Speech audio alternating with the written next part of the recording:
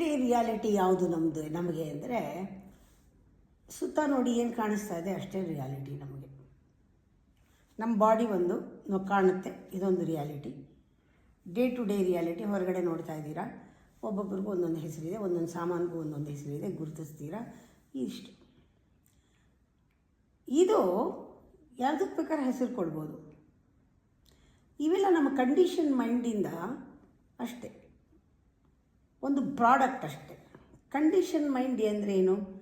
ಅದು ನಮ್ಮನ್ನು ನಿಜವಾದ ಕ್ರಿಯೇಷನಿಂದ ಸಪ್ರೇಟ್ ಮಾಡಿಬಿಟ್ಟಿದೆ.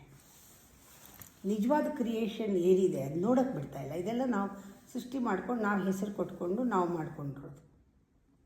ನಮ್ಗೆ ಮೋಸ ಮಾಡ್ತಾ ಇದೆ, ನಾವು ಇಲ್ಲೇ ಇದ್ದೀವಿ. ರಿಯಾಲಿಟಿ ಒಂದು ಪ್ಯಾಸೇಜ್ ಇದೆ, ಆ ರಿಯಾಲಿಟಿ ನೋಡೋಕ್ಕೆ. ಇದು ಬರೀ ಪ್ರೊಜೆಕ್ಷನ್ ಇವೆಲ್ಲ. ಆ ರಿಯಾಲಿಟಿ ಅಂದರೆ ಏನು? ನಾವು ಹೇಳ್ತೀವಿ ಇನ್ಫಿನೈಟ್ ಪಾಸಿಬಿಲಿಟಿ. ಎಲ್ಲರೂ ಹೇಳ್ತಾರೆ infinite possibility. What is infinite possibility? ಸೃಜನಶೀಲತೆ ಇನ್ಫಿನೈಟ್ ಪಾಸಿಬಿಲಿಟಿ, ಕ್ರಿಯೇಟಿವಿಟಿ. ಅದಕ್ಕೆ ಕನೆಕ್ಟೇ ಮಾಡೋಕ್ಕಾಗಲ್ಲ ನೀವು ಕಂಡೀಷನ್ ಮೈಂಡಲ್ಲಿದ್ದರೆ, ಅಲ್ವಾ?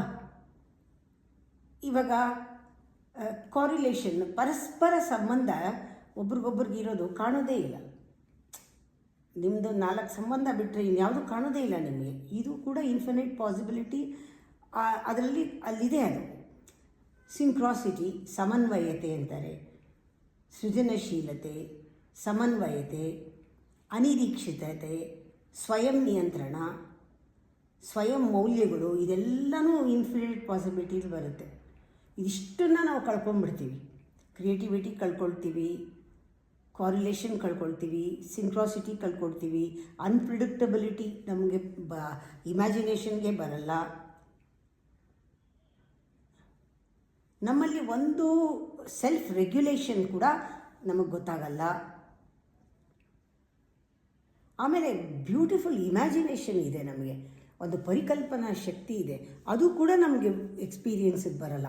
ಎಷ್ಟು ಇನ್ಫಿನೈಟ್ ಪಾಸಿಬಿಲಿಟಿ ಇದೆ, ಅನ್ಬೌಂಡೆಡ್ ಅಷ್ಟಿದೆ. ಅದಕ್ಕೆ ನಾವು ಹೋಗೋಕ್ಕೆ ಆ ಪ್ಯಾಸೇಜ್ ಓಪನ್ ಆಗೋದೇ ಇಲ್ಲ. ನಾವು ಕಂಡೀಷನ್ ಮೈಂಡಲ್ಲಿ ಏನು ಕಾಣ್ತಾ ಇದೆಯೋ ಆ ಪ್ರಪಂಚದಲ್ಲೇ ಇದು ಎವ್ರಿಡೇ ರಿಯಾಲಿಟಿ ಅಂದ್ಕೊಂಡು ಅಷ್ಟೇ ಇದ್ದರೆ, ಬರೀ ದೇಹದಲ್ಲೇ ಬದುಕಿ ವಸ್ತು ಜೊತೆ ಇದ್ದು ವ್ಯಕ್ತಿಗಳ ಜೊತೆ ಇದ್ದು ಮುಗಿಸ್ಬಿಡ್ತೀವಿ. ಅದಕ್ಕಿಂತ ದೊಡ್ಡ ದೊಡ್ಡ ಕನೆಕ್ಷನ್ ಇದೆ ಯೂನಿವರ್ಸ್ ಜೊತೆ, ಎಲ್ಲ ಕಳ್ಕೊಂಡ್ಬಿಡ್ತೀವಿ. ಸ್ಪಿರಿಚುಯಾಲಿಟಿ ಏನು ಅಂತ ಸರಿ ಗೊತ್ತಿಲ್ಲದೆ ಇದ್ದರೆ.